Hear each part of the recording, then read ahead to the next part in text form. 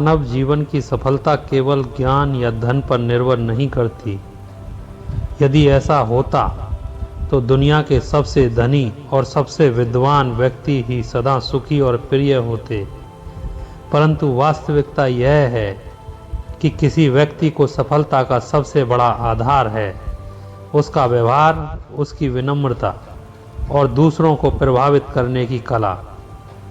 Dale Carnegie कहते हैं, जिन्होंने पूरी दुनिया को यह सिखाया कि लोगों से कैसे जीता जाए, कहते थे मनुष्य का सबसे बड़ा खजाना है उसके संबंध और संबंध बनाने की कला या फिर व्यवहार कुशलता। आज हम उसी अद्भुत विषय पर गहराई से चर्चा करेंगे। हम जानेंगे कि व्यवहार कुशलता के कौन से उपाय आपको जीवन में हर जगह सफलता दिला सकते हैं। इस यात्रा में हम कई महान व्यक्तियों जैसे Abraham Lincoln, Theodore Roosevelt, Henry Ford, Napoleon Bonaparte, उनके जीवन से कुछ प्रेरक उदाहरण भी लेंगे। दोस्तों, कल्पना कीजिए कोई व्यक्ति अत्यंत विद्वान है, उसके पास डिग्रियां हैं, अनुभव है, परंतु उसका स्वभाव कठोर है। वह लोगों को नीचा दिखाता है, रूखे शब्द बोलता है। क्या आप सोचते हैं कि लोग उससे प्रेम करेंगे या सहयोग करेंगे? बिल्कुल नहीं। इसके विपरीत, यदि कोई व्यक्ति सामान्य ज्ञान वाला हो लेकिन उसके शब्दों में मिठास हो, वह दूसरों की कदर करता हो, तो हर कोई उससे जुड़ना चाहेगा।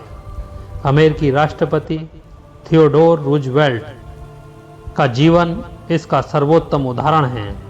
वे जब भी किसी से मिलते थे, उससे पहले उस व्यक्तियों की रुचियों और आदतों के बारे में जानकारी एकत्र कर लेते थे, चाहे वह किसान हो या वैज्ञानिक। रूजवेल्ट उसकी ही रुचि के विषय पर बातचीत करते थे। इससे हर व्यक्ति को लगता था कि राष्ट्रपति केवल उसी के लिए समय निकाल रहे हैं। यही कारण था कि उनके मित्रों और समर्थकों की संख्या अनगिनत थी। डेल कार्नेगी ने कहा था, दुनिया में सफलता का 85% हिस्सा इस पर निर्भर करता है कि लोगों से आप कैसा व्यवहार करते हैं। यानी आपका ज्ञान और मेहनत केवल 15% काम आते हैं।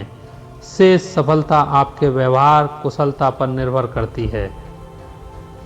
हर इंसान चाहता है कि उसकी बात सुनी जाए, उसकी रुचि को महत्व दिया जाए।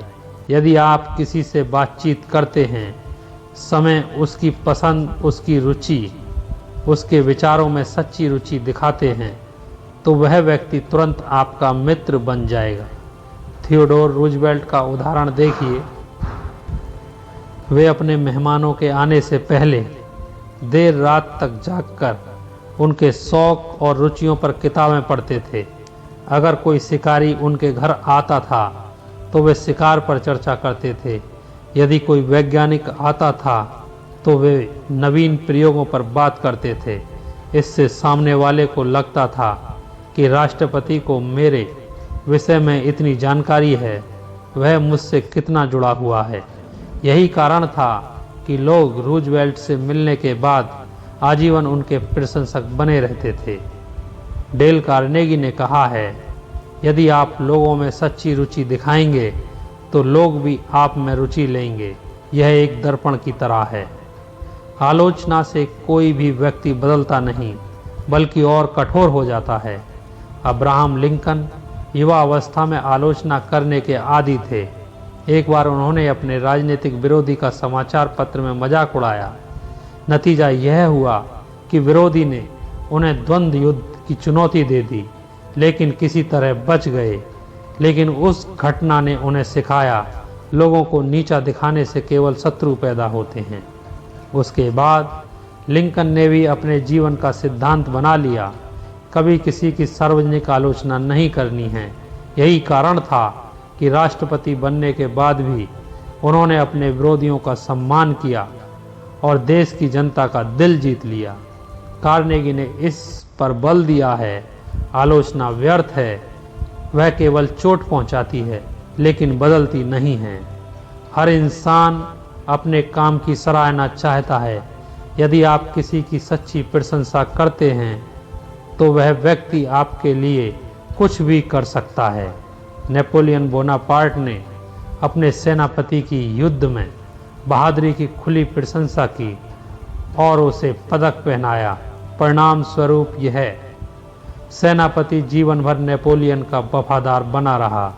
लेकिन याद रखिए, प्रशंसा हमेशा सच्ची होनी चाहिए। झूठी चापलूसी जल्द ही पहचान छीन लेती है और झूठी प्रशंसा बहुत जल्दी ही लोग पहचान लेते हैं। नाम हर व्यक्ति के लिए सबसे मधुर ध्वनि होता है। जॉन डी रॉकफेलर, जो अमेरिका के महान उद्योगपति थे, हजारों कर्मचारियों के नाम याद रखते थे। जब वे किसी कर्मचारी को उसके नाम से पुकारते थे तो कर्मचारी को लगता था कि इतने बड़े व्यक्ति को मेरा नाम याद है। यही था उनके दिल, जो किसी के भी दिल को जीतने का रहस्य उनके पास था। महान आविष्कारक थॉमस एडिसन कम बोलते थे, अधिक सुनते थे। जब कोई उनसे मिलता था तो वह घंटों अपनी बातें करता और एडिसन ध्यान से सुनते रहते थे। बाद में वह व्यक्ति कहता, एडिसन महान हैं। असल में एडिसन ने कुछ विशेष कहा नहीं होता था, लेकिन सुनने की कला ने उन्हें महान बना दिया था। कार्नेगी का स्पष्ट संदेश है, एक अच्छा श्रोता बनिए, लोग स्वयं आपको प्रिय मानेंगे। यूनानी दार्शनिक सुकरात हमेशा प्रश्न ऐसे पूछते थे कि सामने वाला हाँ कहता रहे। उनका उद्देश्य था पहले व्यक्ति को सहमत कराना, फिर अपनी बात प्रस्तुत करना। यही उनकी सफलता का रहस्य था। यदि आप किसी पर तर्क थोपेंगे तो वह आपसे और दूर हो जाएगा, लेकिन यदि आप सहानुभूति दिखाएंगे, उसकी भावनाओं को समझेंगे, तो वह सहज ही आपकी बात मान लेगा। हेनरी फोर्ड, महान उद्योगपति, एक बार कार निर्माण में हुई त्रुटि के लिए जनता के सामने आए। पत्रकारों ने प्रश्न किए तो उन्होंने स्पष्ट कहा, हाँ यह हमारी भूल है, लेकिन हम इसे सुधारेंगे। लोगों ने उनकी ईमानदारी की सराहना की और उनका विश्वास अटूट बना रहा। अपनी गलती मान लेना कमजोरी नहीं बल्कि महानता का प्रतीक है। चार्ल्स डिकेंस, प्रसिद्ध साहित्यकार, अपने हर पाठक के पत्र का उत्तर स्वयं देते थे। लोगों को लगता कि हमारी कद्र हुई है। यही कारण था कि उनकी रचनाएं केवल किताबें नहीं बल्कि पाठकों के दिलों से जुड़ी हुई कहानियां बन गईं। सेनापति डगलस मैकआर्थर अपने सैनिकों को आदेश देने के बजाय सुझाव देते थे। यदि हम यह रणनीति अपनाएं तो कैसा रहेगा? सैनिकों को लगता था कि निर्णय नहीं है बल्कि उनका सुझाव है, और यही कारण था कि वे उनके लिए जीवन न्यौछावर करने के लिए तैयार रहते थे। दूसरों का सम्मान कीजिए। माइकल एंजेलो ने हमेशा अपने सहायकों का सम्मान दिया। वे कहते थे, आपका योगदान मेरी कृति को महान बनाता है। इससे उनके सहायक केवल कर्मचारी नहीं बल्कि उनके सच्चे सहयोगी बन गए।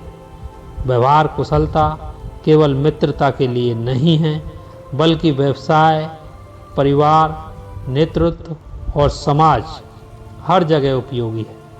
आइंस्टीन जैसे वैज्ञानिक हों या अन्य कोई ऐसे नेता, उनकी सफलता केवल उनके ज्ञान में नहीं बल्कि उनके व्यवहार में छिपी थी।